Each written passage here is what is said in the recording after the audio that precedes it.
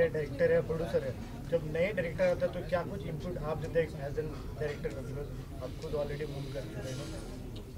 As an actor, I don't interfere in any director's work, not as an actor. But as a producer, I've worked with new directors. Abhinav नए थे, Abhishek Dogra नए थे, मैं खुद नया था. So in my production, I have given breaks to 3 debutant directors, me included. So I have no problem with working with debutant people, directors, because they bring in a lot of excitement and energy. Particularly हमारी film के अंदर जो director है वो भी debutant director है, और debutant directors या जो लोग अपना करियर शुरू करते हैं उनके अंदर एक अलग किस्म का एक पैशन, एंथुजियाज्म और सिंसियरिटी होता है. एंड मज़ा आता है उन लोगों के साथ काम करने में, बिकॉज वो कॉम्प्लेसेंट नहीं होते, उनके अंदर एनर्जी और उसमें एक्साइटमेंट बहुत होता है. अब वो चीज़ें कैसे मटीरियलाइज होती हैं या नहीं होती वो तो ऑडियंस के हाथ में है, लेकिन फिल्म के दौरान आपको you know you're in good hands, because that person is 10 times more, his career is more at stake because she's established in her own way. I have had a career for like 20 years. अभी मुझे मेरी एक नरम गरम film से मुझे ऐसा कोई फ़र्क नहीं पड़ने वाला कि कल से मुझे कोई रोल बनना बंद हो जाएगा, ऐसा कुछ नहीं होने वाला. I'll get my work कि ये रोल अरबाज सूट करता है, बुला लो उसको. बट नए डायरेक्टर को बहुत फ़र्क पड़ता है, जब उसका पहली फिल्म नहीं चलेगी तो उसके करियर के ऊपर बहुत ज़्यादा असर पड़ेगा. तो sometimes very good to rely or trust somebody and say boss you take the mantle. हम दोनों ने यही किया कि यार एक हमारे पास एक डायरेक्टर है जिसका करियर स्टेक पे है, उस वो जो जैसे बोलेगा हम कठपुतली है, हम वो ही करेंगे जो डायरेक्टर बोलता है. हाँ, कहीं किसी चीज़ के ऊपर बहुत ज़्यादा अगर हमको लगे कि आर्ग्यू करने जैसा है या बात पे, तो हम अपना पॉइंट ऑफ व्यू सामने लाते हैं. But by and large we had a good experience. Arbaaz, acting के मामले में आपका ये साल बहुत अच्छा रहा. आपने बहुत सारी फिल्मों में काम किया, आपकी फिल्में लगातार 2-2, 3-3 महीने में रिलीज हुई. सनी के साथ आपकी 2 फिल्में, अभी 2 और आएंगी, 2 और आने वाली हैं. मतलब माइंड ब्लोइंग ईयर था और आने वाला साल भी आपका बहुत अच्छा है. जो फिल्में आपने शूट कर ली हो, कैसे देखते हैं और क्या कहेंगे? देखो, बीच में मैंने बिकॉज आई टर्न प्रोड्यूसर दबंग से, फिर दबंग 2 ही, फिर डॉली की डोली, तो वो 3-4 साल का जो पीरियड था बिटवीन 2009 जहाँ शुरू हुई, 2010 में दबंग रिलीज़ हुई, टिल 2014 ये मैं अपनी फिल्म के प्रोडक्शन में बिजी था. तो मैंने एक्टिंग रोल्स मतलब ऑलमोस्ट लेना बंद भी कर दिए थे और मैं कर भी नहीं रहा था. उसके बाद मुझे हल्का सा ब्रेक मिला, मुझे मालूम था कि दबंग नेक्स्ट करने वाला हूँ, उसमें थोड़ा समय है. मैंने बोला यार ये समय यूज़ कैसे करूँ. आई होप अभी कोई वापस से काम आना शुरू हो जाए. आई वॉज़ लकी, मुझे काम आना शुरू हो गया, एक के बाद दूसरा काम, तीसरा काम. तो I kept my self busy and occupied. ना तो ये जो पीरियड होता है ना बिटवीन फिल्में शुरू करना, ये बड़ा मतलब डिप्रेसिंग होता है अगर आप एज एन एक्टर आप बिजी रह चुके हो और फिर एज ए प्रोड्यूसर आपको 3-3 साल वेट करना पड़ता है. तो आई एम फॉर्चुनेट कि जब मैं फिल्म एज ए प्रोड्यूसर नहीं बनाता हूँ तो टचवुड मुझे एज एन एक्टर 2-3-4 रोल्स मिल जाते हैं जो मेरे साल चलाते हैं, गाड़ी चलती रहती है. तो अरबाज, जब खान मैंने देखा कि आपके यहाँ जब कोई किसी के साथ काम करता है और लगातार 4-4 फिल्में, तो एक फैमिली मेंबर जैसा हो जाता है. सनी के साथ भी ऐसे ही मुझे लग रहा है, वो भी एक फैमिली मेंबर हो गई है. अपने प्रोडक्शन में उनके साथ फिल्में बनाएंगे?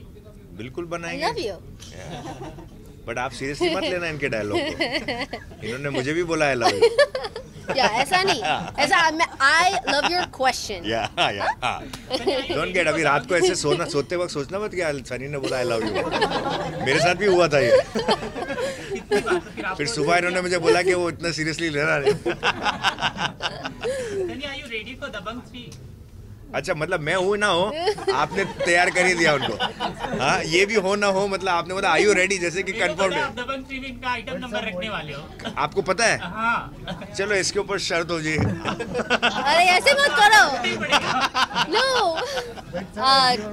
ऐसे फिल्म को देखना. I would love to have her. Let's just put this matter straight. I'll make it easier. Film को देखना, I will definitely, I am ready to watch it. अगर मैं उस फिल्म में हूँ या नहीं हूँ, that's in somebody else's hands. But we'll always that somebody remain, is here. we'll always remain friends. It's like I would say it's a collective, collective decision. But you never know what happens in the future, and no matter what happens, I'd rather have my friendship with him than put pressure on him saying, "Oh, you have to put me in your film." Not what friends do, right? Yeah, but I would love to if there's an opportunity. Like I said, I kind of know that if she does the film, like देखो, जब मलाइका ने film की थी तब मलाइका को बहुत फ़ायदा हुआ था. करीना इतनी बड़ी स्टार होने के बाद भी आप बिलीव करोगे कि वो गाने करने से करीना को भी बहुत recognition और फ़ायदा हुआ. तो whoever does the film, and particularly her, if she does it, I want her, I feel that, you know, it should suit her. She should be, it should benefit her and all of that. So we have to work, I have to see कि क्या requirement है वो उस situation की, वो गाने की, कि क्या character की requirement है उस situation में, क्या किस किस्म का person we want. I really don't know. Once that happens, if Sunny fits the bill, I'm just gonna go for Sunny. So it's like, yeah. Sunny, then you don't refuse, huh? I'm not. I've already said yes, and I'm free. You just have to feed me. being a Bollywood director or actor, जिस तरह से अभी Sanjay Leela Bhansali sir के साथ जो हो रहा है, जो वो फेस कर रहे हैं पिक्चर, उनकी पिक्चरों को पहले भी एक पिक्चर आई थी उन पे सॉफ्ट टारगेट किया गया था और अभी भी वैसा ही हो रहा है. तो क्या आपको लगता है कितना गलत है ये? I think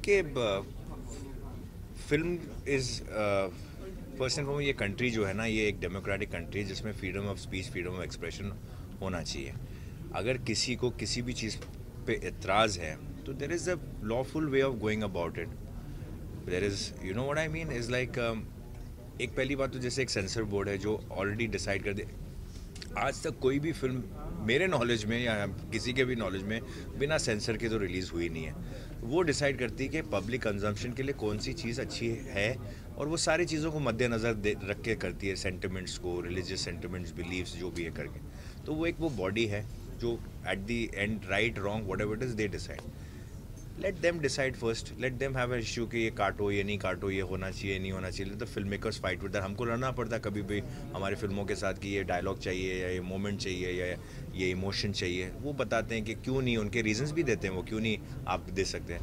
पहले तो वहाँ से निकलने दो. वहाँ से जब निकल जाएगी और वो अगर पास करते हैं कि उनको अलाउड है फिल्म रिलीज़ करना, तो एक हमने जिसको अपॉइंट किया उसने अलाउ किया, तो आपके ऊपर प्रेरोगेटिव है कि आप देखना चाहते हो फिल्म तो देखो, नहीं देखना चाहते तो मत देखो. पहली बात तो ये. उसके बाद भी अगर आपको कोई चीज़ों से शिकायतें हैं तो इस कंट्री में आप लॉ अपने हाथ में तो नहीं ले सकते ना. सिंपल बात ये है. अगर उसमें कुछ है भी, अगर से फॉर इंस्टेंस जो आपके वर्क नहीं करती, there is a court of law, fight it in that. You can't take law in your hand, you can't break things, you can't hurt people, you can't.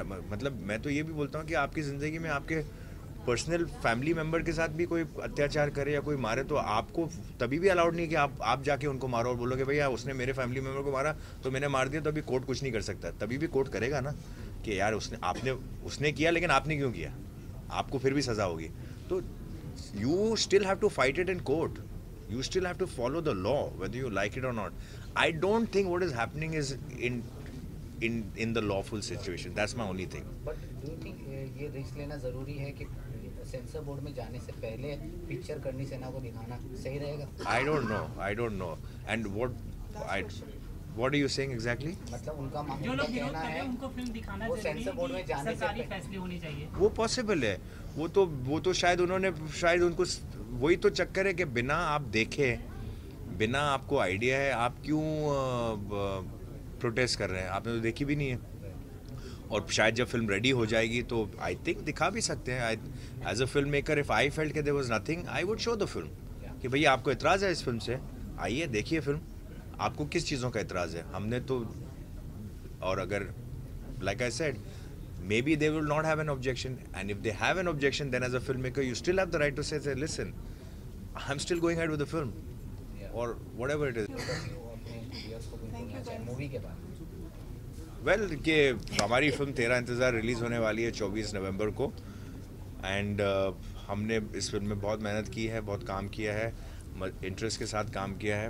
एक अलग किस्म की फिल्म है, थोड़ी सी रोमांटिक थ्रिलर ड्रामा फिल्म है जो एक supernatural form में भी चली जाती है मोमेंट्स के लिए. तो हम चाहते हैं कि जितना हमको इस फिल्म में काम करते हुए मज़ा आया, आपको देखने में मज़ा आया, तो आप प्लीज़ जाइए थिएटर्स में और फिल्म देखिए. Thank you. Bye.